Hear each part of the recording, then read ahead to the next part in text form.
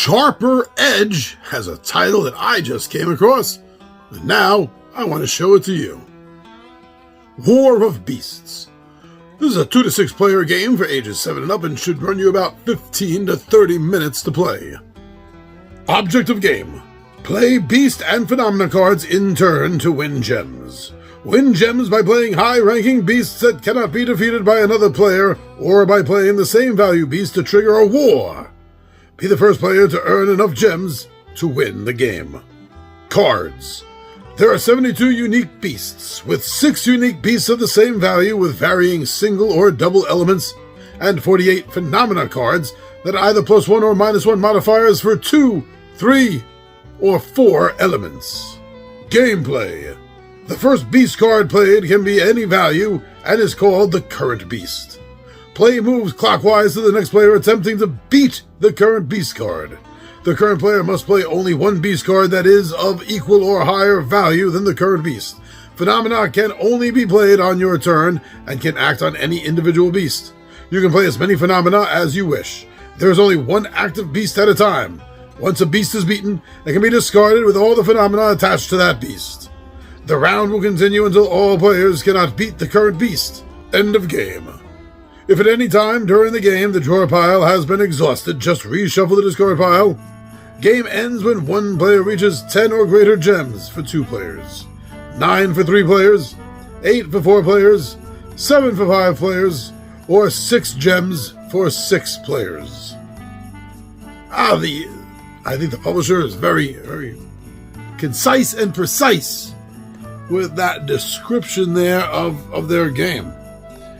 So, I mean, it's based on, and so I saw this and I was like, I was interested to know more. And when I went around looking at some of the sites, see what has to be said about it, I realized right away, like the first thing I came to a conclusion with, which is the most common bit of information about this game, is that it is basically just a twist on the card game War. Only using fantastic beasts, mythical monsters, for a fun little twist to it. And the modifier cards as well. But yeah, it is, at its core, born from, and is only alive because of, the card game War. I'm reading that this uses what, I don't know if it's the game that calls it, or just some reviewers who calls it a ladder building mechanic, which is what they have. And that's what they're calling the modifier cards. Because the phenomena cards are just that. They're just modifier cards. That's just their clever, cool little name for them. And all of them are either a +1 or a -1. At least from what I can tell, from what reviewers have been saying and what I've been seeing in a few of the images from this game. This is a game of war, built upon with modifiers and monsters. Now, I'm coming across some things that make me feel like, and this is common, I think, for a card game. It makes me feel like this game is relying on its best attempt to keep a balance between the luck of the drawer kind of system that this and many similar games have, as well as the strategy in hand. How to play the cards, the monsters, the beasts that you have, how and when to play the modifiers, and on who. You might want to give a bonus not to yourself, but for someone else, to take someone else down. This is a large player game. Now, the art to this game is very fun, but at the same time, it also harkens back to many card games, combat-style card games. Not any one in particular, but if you have played and you are familiar with combat card games, then looking at these, it's gonna trigger.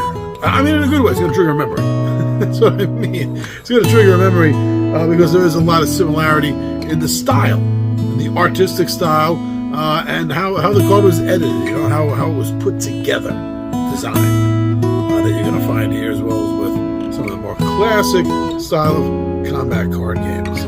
But it looks great. I enjoy the art. I enjoy the way this whole looks.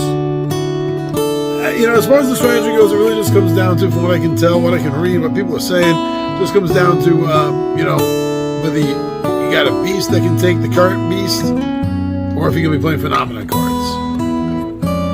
All right, well, that's strategy. But so it might not sound like a lot of deep, heavy strategy, but it's a good, simple strategy, and it's making me think that maybe that in itself may help kind of draw in some younger players. I mean, this is 7 and up, so you want there to be strategy in the game, but you want it to be a stepping stone, right, into deeper strategy games. Just showing that a kid can think and figure things out on their own and put together some pretty interesting plots and plans with the cards in hand.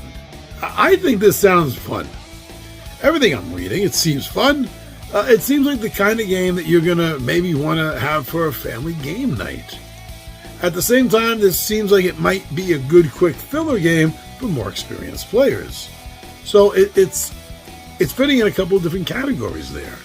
And with such a low age mark of 7 and up and such a quick play time of about 15 minutes, yeah, this can be a potentially fun game for anyone who wants to sit down for a few minutes and experience mythical beasts at war with each other.